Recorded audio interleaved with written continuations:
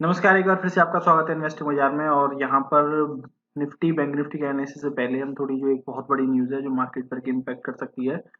जो अभी ABG shipyard company ने 22,842 करोड़ का जो बैंक फ्रॉड किया है, इसका क्या इम्पैक्ट हो सकता है स्पेशली हमारी ऑप्शंस मार्केट के अंदर, जो दोनों हमारी निफ्टी 50 और बैंक निफ्टी के अंदर, उसके बारे में हम बात करेंगे थोड़ा सा। पहले देख लेते हैं कि ये न्यूज़ है क्या। 22,842 करोड़ ये अब तक का भारत की हिस्ट्री में सबसे बड़ा फ्रॉड है, बैंक फ्रॉड है। इसके अंदर 28 बैंक के शामिल है। और जिस कंपनी ने इन बैंकों को एक तरह से लूटा है, उसका नाम है एबीजी शिपयार्ड। ये एक शिपिंग कंपनी है जो शिप्स वगैरह बनाती है और उनकी रिपेयरिंग का काम भी करती है। जैसा कि इसमें बताया जा रहा है कि State Bank of India, ICICI, IDBI और इंडियन ओवरसीज बैंक, और यहाँ पर रेस्पेक्टेड अमाउंट जो है वो लिखा हुआ है, लगभग उन 2,925 करोड़ एसबीआई का है इसमें, 7,089 करोड़ आईसीआईसी बैंक का है और 3,634 करोड़ आईडीबीआई बैंक का है। इसी तरह आप देख सकते हैं यहाँ पर bank of Baroda, Punjab National bank और इंडियन ओवरसीज बैंक, ये कुछ बड़ी बड़ी बैंकों के नाम यहाँ पर दिए गए हैं। तो इसका इम्पैक्ट अभी होगा क्या। सबसे पहली बात जो इसमें समझने की वो ये है कि अगर जो ये सारी बैंक हैं जिनके साथ ये फ्रॉड हुआ है, अगर इन्होंने ये पहले से जो हमारा फाइनेंशियल ईयर था उसमें पहले से ये एनपीए में शो किया हुआ है, तो बहुत बड़ा इम्पैक्ट नहीं होगा, क्योंकि ये पहले से काउंटेड है। जो मार्केट के अंदर हमारा पैसा जो घूमता है, जो हमारी इकोनॉमी के अंदर जो पैसा घूमता है, उसके अंदर जो एनपीए होता है बैंकों का, ऐसा जो पैसा जो रिकवर नहीं हो सकता, बैंकों द्वारा रिकवर नहीं किया जा सकता, या कोई जैसे विजय माल्या जैसे लोग उसे लेकर भाग गए, तो इस तरह का जो पैसा है वो एनपीए काउंट होता है। अगर ये पहले से एनपीए में है तो बहुत बड़ी प्रॉब्लम नहीं होगी, और अगर ये एनपीए में नहीं है तो भारत की इकोनॉमी के लिए एक बड़ा डेंट होगा, स्पेशली बैंकिंग स्ट्रक्चर के लिए। ये पूरे बैंकिंग स्ट्रक्चर के ऊपर एक सवालिया निशान खड़ा कर देगा कि वो कितना सेफ है आम लोगों का पैसा इन बैंकों में। और मार्केट का इस जो रिएक्शन होगा वो हमको मंडे को ही पता चलेगा। लेकिन स्टिल अगर ऐसा पॉसिबिलिटी जब भी अभी हमने देखा है प्रीवियस पिछली साल में पंजाब नेशनल बैंक के साथ ऐसा कुछ फ्रॉड हुआ था, तो मार्केट का रिएक्शन क्या था हम सब जानते हैं। मार्केट नीचे की ओर गई थी। मार्केट ने हमको एक अच्छा डाउन ट्रेंड हमको दिखाया था। मार्केट ने उसको जैसा रिएक्ट होना चाहिए वैसा रिएक्ट किया था। तो फिलहाल पॉसिबिलिटी ये है, अगर हम देखते हैं स्पेशली बैंक निफ्टी की अगर हम बात करें, तो बैंक निफ्टी एक बहुत बड़े गैप डाउन के साथ ओपन हो सकती है। पहले 10 मिनट तो बहुत छोटा समय होगा इस तरह के रिएक्शन को देखने के लिए। लेकिन पहले मैं कहूंगा जो 30 मिनट का जो मैं समय आपको कहता हूँ कि मार्केट के अंदर एंट्री तब लें जब आप पूरी तरह समझ चुके हों कि मार्केट किस ओर जा रही है, मार्केट का ट्रेंड क्या है। तो अभी अगर हम बात करते हैं कि बैंक निफ्टी में क्या हो सकता है मंडे को, तो अभी जो मैंने आपको न्यूज़ बताया उसका इम्पैक्ट को देखते हुए पहली बार ऐसा हो रहा है कि हम एक लोअर लेवल दे रहे हैं, एक लोअर सपोर्ट दे रहे हैं, एक तीसरा सपोर्ट दे रहे हैं। और वो जो फिलहाल आपको रेड लाइन जो दिख रही है स्क्रीन पर, ये बैंक निफ्टी के लिए हमारा ऐसा सपोर्ट है जो काफी, इसीलिए मैंने इसको रेड बनाया है कि एक खतरे का निशान है। अगर मार्केट कल रिएक्टिव नेचर में होते हुए अगर इस लाइन को, ये रेड लाइन को टच करती है, इसको ब्रेक करती है, तो बड़ी प्रॉब्लम होगी।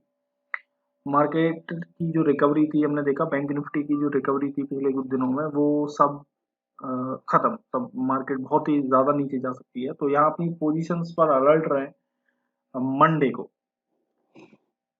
अब उसके अगर मार्केट, जैसा कि मैंने बताया कि अभी कुछ ज्यादा कुछ क्लियर नहीं है कि क्या ये जो पैसा है 22,842 करोड़, ये पहले से बैंकों ने अपने एनपीए में शो किया हुआ है या नहीं शो किया हुआ है। अभी इसके बारे में जो बात है वो हो सकता है, क्योंकि कल का दिन बाकी है, मैं ये सैटरडे को बना रहा हूँ ये वीडियो, तो अभी संडे का दिन बाकी है। न्यूज में और चीजें क्लियर होंगी तो मार्केट का बिहेवियर भी उसी तरह हमको पता चलेगा। लेकिन फिलहाल जो अभी का एनालिसिस के बेस पर हम बात करें, अगर मार्केट कल अप ट्रेंड, पॉसिबिलिटी कम है, लेकिन अगर जाती भी है तो हमारे पास पहला रेजिस्टेंस है 38,700 का। बैंक निफ्टी की बात हो रही है यहाँ पर, तो 38,700 का जो पहला रेजिस्टेंस है, अगर मार्केट इसको ब्रेक करते हुए ऊपर जाती है तो 38,900, क्योंकि वॉलिटिलिटी बहुत मैक्सिमम पीक पर होगी।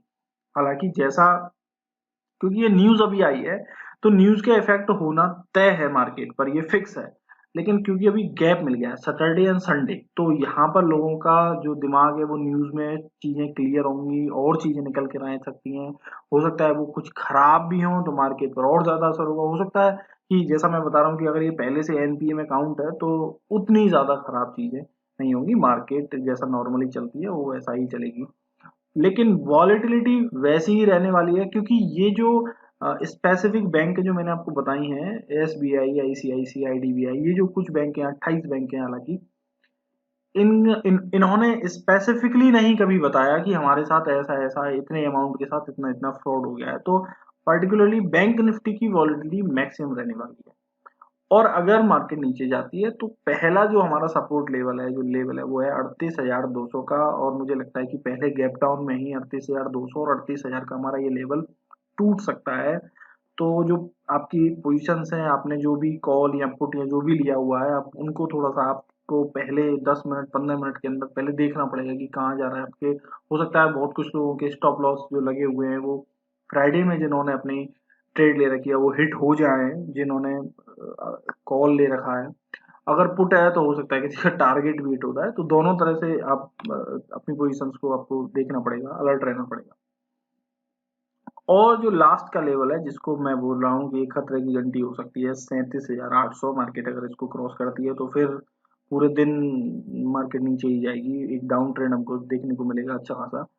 तो ये हमारे पास था बैंक निफ्टी का। बैंक निफ्टी में मैं आपको फिर से कह रहा हूँ कि वॉलेटिलिटी अपने मैक्सिमम पर होगी, और पहले 30 मिनट के अंदर मैं फिर कहूंगा कि जो लोग नई अपनी पोजीशंस बनाने का सोच रहे हैं वो थोड़ा सा रुकें, मार्केट का ट्रेंड देखें कि मार्केट किस तरह जा रही है। पहले, हालांकि पहली दो कैंडल अगर 5-5 मिनट की बात करता हूँ तो पहले 10-15 मिनट में हमको पता चल जाएगा, लेकिन स्टिल मैं 30 मिनट का बोलता हूँ कि 9:15 से लेकर 9:45 तक आप पहले मार्केट को सही से देखें, उनका ट्रेंड समझे मार्केट किधर जा रही है।